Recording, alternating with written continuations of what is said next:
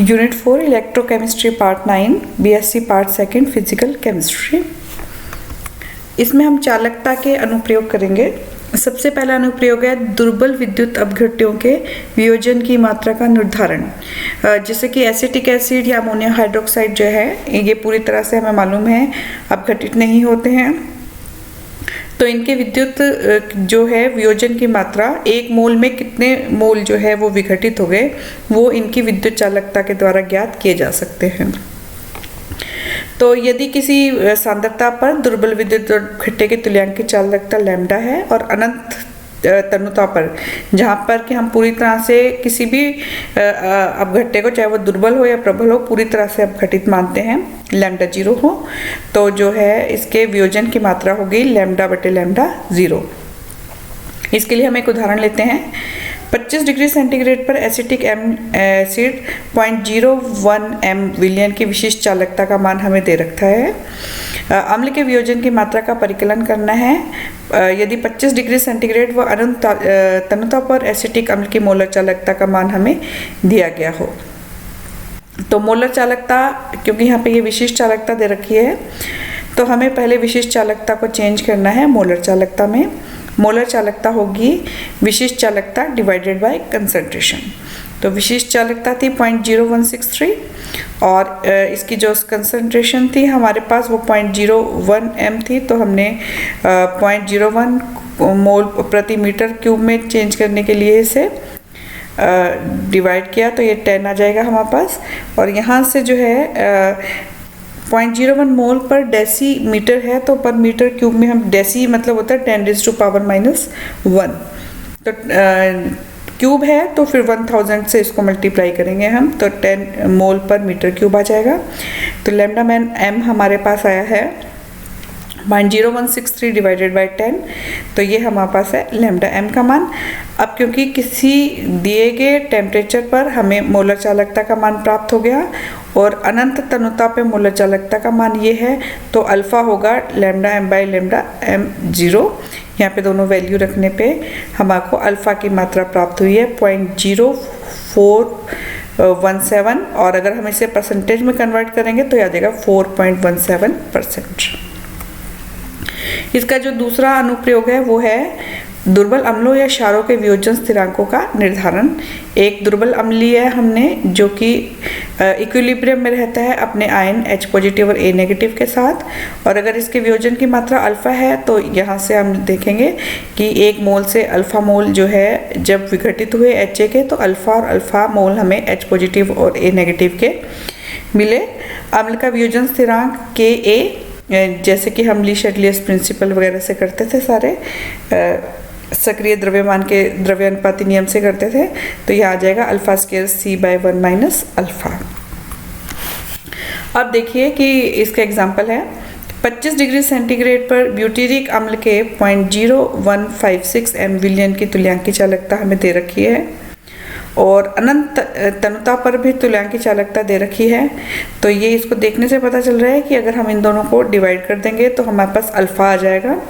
तो अल्फा है 11.597 divided by ये अनंत तनुता पे मोलर चालकता, और ये अल्फा की वैल्यू आ गई 3.05%। अब Ka जो है वो है alpha square C1 minus alpha, तो अल्फा की वैल्यू यहाँ रख देंगे, और C हमें दे रखा है 0.0156 मोलर, तो ये वैल्यू यह रखने से और सॉल्व करने पे हमारे पास अम्ल का वियोजन स्थिरांक आ जाता है 1.497 इंटू 10⁻⁻5। सेकेंड एग्जाम्पल है ऑक्जेलिक अम्ल की विलयन की एक निश्चित तनुता पर 1.2% आयनित होता है, यानी हमें अल्फा दे रखा है। इस तनुता पर अम्ल की तुल्यांक की चालकता निकालनी है यदि पोटेशियम ऑक्जिलेट KCl HCl की मोलर चालकताएं अनंत तनुता पर दे रखी हैं। तो हमें निकालनी है इसकी मोलर तुल्यांक की चालकता। तो अल्फा होता है लैम्डा अपॉन लैम्डा 0, तो लैम्डा तो हमें जो है निकालना है।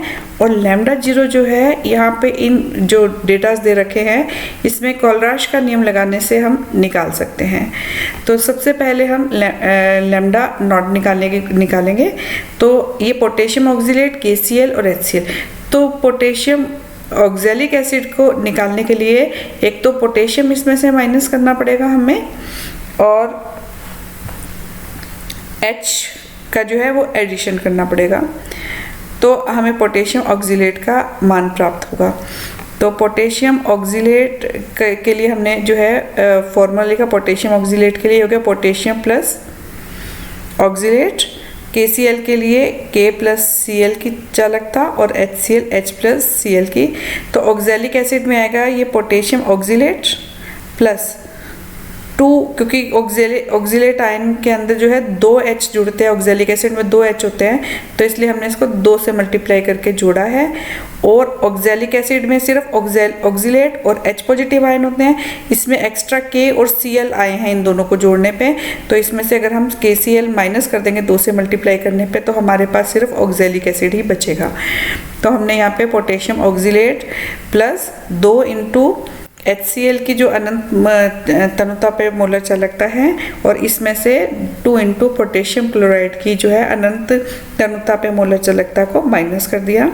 तो ये वैल्यू रख देंगे हम यहाँ पर ये पूरी, और इसको सॉल्व करने के बाद हमारे पास ऑक्जेलिक एसिड की 25 डिग्री सेंटीग्रेड पर मोलर चालकता आ जाएगी। अब हमें निकालनी है उसकी तुल्यांकी चालकता। तो तुल्यांकी चालकता होती है मोलर चालकता डिवाइडेड बाय वैलेंसी। तो यहाँ से मोलर चालकता आई है, और क्योंकि इस पे ऑक्जेलिक एसिड में 2 रिप्लेसेबल हाइड्रोजन है, तो इसलिए हम इसे 2 से डिवाइड करते हैं, और यहाँ पर हमारे पास अनंत तनुता पे चालकता आ जाती है 313.15। और वियोजन की मात्रा यदि अल्फा हो तो लैम्डा बाय लैम्डा 0, और यहाँ से अल्फ़ा और लैम्डा 0 की वैल्यू रख के हमारे पास उस पदार्थ की मोलर चालकता आ जाती है 3.7578। नेक्स्ट है अल्प विलेयशील लवणों की विलेयता का निर्धारण। तो जो AgCl, barium sulphate, lead sulphate, ये ऑलमोस्ट जो है अविलेय होते हैं, और इसमें बहुत ही कम मात्रा के अंदर ये विलयन के अंदर होते हैं। तो हमें सिल्वर क्लोराइड की अगर 25 डिग्री सेंटीग्रेड पर विलेयता एवं विलेयता गुणांक का निर्धारण करना है, तो पहले लवण की चालकता जल से भलीभांति धो लेते हैं, जिससे समस्त विलेयशील अशुद्धियाँ दूर हो जाएं।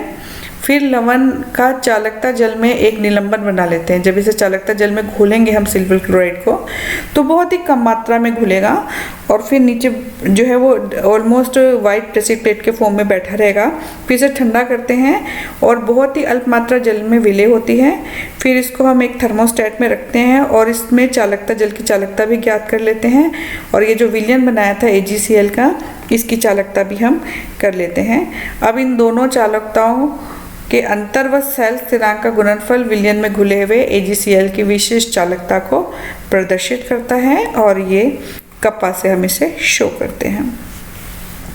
और जो अगर इसकी सांद्रता C हो तो मोलर चालकता हो जाएगी कप्पा अपॉन C, और AgCl की विलेयता बहुत कम है, तो इस विलयन की मोलर चालकता को हम शून्य सांद्रता या अनंत तनुता पर मोलर चालकता मान सकते हैं, और इसे अनंत तनुता पर Ag पॉजिटिव और Cl आयन की मोलर चालकताओं के साथ ये इस तरह से शो कर सकते हैं। AgCl की जो है चालकता होगी Ag की चालकता प्लस Cl की चालकता, और अगर हम Ag और Cl की जो है अनंत तनुताओं पर चालकताओं के मान रखें यहाँ पर, तो ये और ये जो है जो इसकी मोलर चालकता है ये हो जाएगी कप्पा अपॉन X। तो जो X की वैल्यू है वो हो जाएगी कप्पा डिवाइडेड बाय, सबको सॉल्व करने के बाद 138.26 इंटू 10⁻⁻⁴, और इस तरह से AgCl की जो है विलेयता का मान हमें प्राप्त हो जाता है। तो इस तरह से अल्प विलेय जो भी हमारे पास पदार्थ हैं उनकी विलेयता हम निकाल सकते हैं। फिर है जल के आयनिक गुणनफल का निर्धारण। तो जल जो है शुद्ध रूप में बहुत ही कम मात्रा में आयनित होता है, H पॉजिटिव और OH नेगेटिव। तो इसके लिए जब हम वियोजन स्थिरांक लिखते हैं तो वो Kc होगा, H positive OH negative divided by जल की सांद्रता। और H पॉजिटिव और OH नेगेटिव के कंपैरिजन में ये वाला मान जो है बहुत ही ज़्यादा होता है, तो इसको भी एक तरह से स्थिर माना जा सकता है। इसको Kc से मल्टीप्लाई करेंगे तो इस मान को हम कहते हैं Kw या जल का आयनिक गुणनफल, और Kw के मान को चालकता के प्रयोगों के आधार पे हम परिकलित करते हैं। सबसे पहले जल के लिए विशिष्ट चालकता का मान ज्ञात करते हैं 25 डिग्री सेंटीग्रेड पे, और ये प्रयोग से जैसे कि हमने पिछली भी लेक्चर्स में किया था 5.54 × 10⁻⁻8 सीमेंस पर मीटर है। और शुद्ध जल को HOH का अनंत तनुता पे विलयन मान सकते हैं। तो अनंत तनुता पर जल की मोलक चालकता होगी उस H पॉजिटिव आयनों की चालकता प्लस OH नेगेटिव आयनों की चालकता, और जिनके मान क्रमशः यहाँ होते हैं हमारे पास। अगर हम अलग अलग सॉल्ट्स पे कोलराश का नियम लगा के जो है ज्ञात करें तो 349.8 × 10⁻⁻4 और 198 × 10⁻⁻4। तो यहाँ पे अगर हमें जल की कुल चालकता निकालनी है तो उसके आयनों की चालकता को जोड़ देंगे, यानी इन दोनों वैल्यू को जोड़ेंगे तो ये अनंत तनुता पे मोलर चालकता आ जाएगी, और यही इक्वल होगी तुल्यांकी चालकता के। अब V वह आयतन है जिसमें पदार्थ का 1 ग्राम तुल्यांक घुला हुआ हो। तो जल के लिए इसका मान 18 होता है, यानी देखिए 1 लीटर जो जल होता है उसके अंदर 1 ग्राम तुल्यांक जो है वो उसका अनुभार 18 है, तो ये 18 जो है इसलिए यहाँ पर आता है, और इंटू 18 सेंटीमीटर क्यूब है, और अगर इसको मीटर में ले तो 10⁻⁻4 आ जाएगा। और यहाँ से लैम्डा m की वैल्यू आ जाएगी हमारे पास 5.54, ये जो ऊपर हमने विशिष्ट चालकता ली थी, इंटू इसकी आयतन जो कि 1 जिसमें ग्राम तुल्यांक घुला हुआ होता है पदार्थ का। तो लैम्डा m का मान आ गया 9.972 × 10⁻11। अब वियोजन की मात्रा जो जल की है वो होगी अल्फा, और मोलर चालकता डिवाइडेड बाय अनंत तनुता पे मोलर चालकता, और इन दोनों के जब मान रखेंगे तो हमारे पास अल्फा का मान आ जाएगा 1.819 × 10⁻⁻9। अब हमें Kw निकालना है, तो Kw इक्वल होगा H पॉजिटिव आयन और OH नेगेटिव आयन की सांद्रताओं के गुणनफल। तो अगर हम यहाँ पे देखें तो यह हो जाएगा C minus alpha C alpha C alpha, और यानी कि H पॉजिटिव जो है और OH नेगेटिव है, इन दोनों का मान होगा C इंटू अल्फा।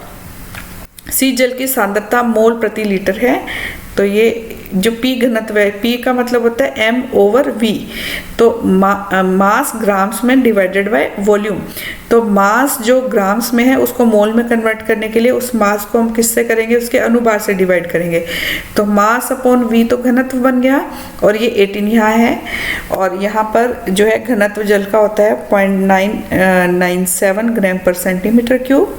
तो वैल्यू हम रखेंगे, और इसको सोल्व करने के बाद हमारे पास जल की जो सांद्रता है वो आती है 55.39 मोल पर डेसीमीटर क्यूब या पर लीटर।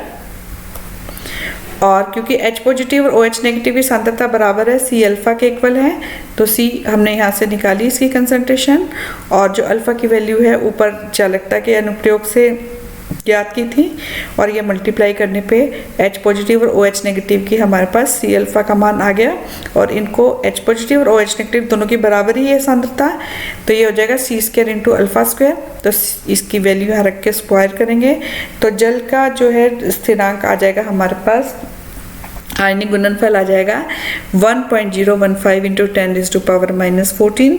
तो रफली हम इसको लिख सकते हैं 10⁻⁻14 मोल स्क्वायर डेसीमीटर क्यूब। अब है जल अपघटन स्थिरांक का निर्धारण। तो अगर हम कोई दुर्बल अम्ल और दुर्बल क्षार से प्रबल अम्ल से मिला लवण, या प्रबल अम्ल या दुर्बल क्षार से मिला अम्ल लेते हैं, तो उसका जल अपघटन इस तरह से लिखा जा सकता है, अमोनियम क्लोराइड प्लस H2O। तो इसमें HCl प्रबल अम्ल है तो पूरी तरह से आयनित रहेगा, लेकिन जो अमोनियम हाइड्रोक्साइड जो दुर्बल है ये इक्विलिब्रियम के अंदर रहेगा।